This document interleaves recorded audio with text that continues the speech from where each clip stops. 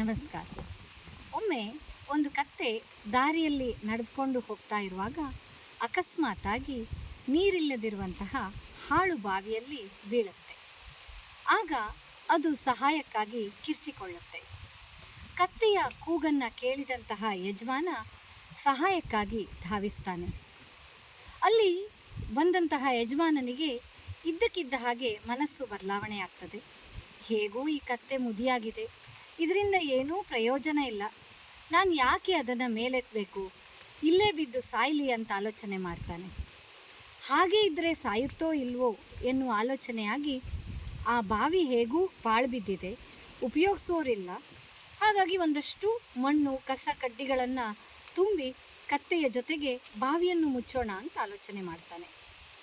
ಊರವ್ರನ್ನೆಲ್ಲ ಸಹಾಯಕ್ಕಾಗಿ ಕರೀತಾನೆ. ಅವನ ಸಹಾಯಕ್ಕೆ ಊರವರು ಧಾವಿಸ್ತಾರೆ. ಎಲ್ಲರೂ ಕೂಡ ಬುಟ್ಟಿಗಳಲ್ಲಿ ಮಣ್ಣು ಕಸ ಕಡ್ಡಿ ಎಲ್ಲವನ್ನು ತಂದು ಕತ್ತೆಯ ಮೇಲೆ ಸುರಿತಾರೆ.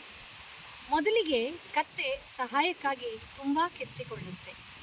ಆದರೆ ಯಾರೂ ಅದರ ರಕ್ಷಣೆಗೆ ಬರುವವರಿಲ್ಲ ಎನ್ನುವುದು ಗೊತ್ತಾದಾಗ ಆ ಮಣ್ಣು ಕಸ ಕಡ್ಡಿಗಳನ್ನೆಲ್ಲ ಕೊಡವಿಕೊಂಡು ಆ ಮಣ್ಣನ್ನೇ ಮೆಟ್ಟಿಲಾಗಿಸಿಕೊಳ್ತಾ ಮೇಲೇರುತ್ತಾ ಬರುತ್ತೆ. ಹೀಗೆ ಜನರು ಮಣ್ಣನ್ನು ಹಾಕಿದ ಹಾಗೆ ಕತ್ತೆ ಮೇಲೇರ್ತಾ ಬಂದು ಬಾವಿಯ ಅಂಚಿಗೆ ಬಂದಾಗ ಚಂಗನೆ ಹಾರಿ ಓಡಿ ಹೋಗಿಬಿಡುತ್ತೆ. ಇದನ್ನು ನೋಡಿದಂತಹ ಯಜಮಾನನಿಗೆ ಆಶ್ಚರ್ಯ ಆಗುತ್ತೆ. ಹೌದು ಸ್ನೇಹಿತರೆ, ನಮ್ಮ ಜೀವನದಲ್ಲಿಯೂ ಹಾಗೆ ಕಷ್ಟಗಳು ನಮ್ಮನ್ನು ಅರಸಿಕೊಂಡು ಬರ್ತವೆ.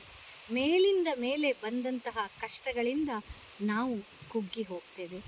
ಅದರಿಂದ ಹೊರಬರಲಿಕ್ಕೆ ಸಾಧ್ಯವೇ ಇಲ್ಲವೇನೋ ಎನ್ನುವಂತಹ ಮನೋಭಾವದಿಂದ ಖಿನ್ನತೆಗೆ ಒಳಗಾಗ್ತೇವೆ. ಆದರೆ ಆ ಕಷ್ಟಗಳನ್ನೇ ಯಶಸ್ಸಿನ ಮೆಟ್ಟಿಲನ್ನಾಗಿಸಿಕೊಂಡು ಮೇಲೇರ್ತಾ ಬಂದರೆ ಜೀವನದಲ್ಲಿ ಖಂಡಿತವಾಗಿಯೂ ಉನ್ನತಿಯನ್ನು ಸಾಧಿಸಲಿಕ್ಕೆ ಸಾಧ್ಯ. ಇಲ್ಲದಿದ್ದರೆ ಕಷ್ಟಗಳ ಕೂಪದಲ್ಲಿ ಬಿದ್ದು ನರಳಬೇಕಾಗತ್ತೆ. ಧನ್ಯವಾದ.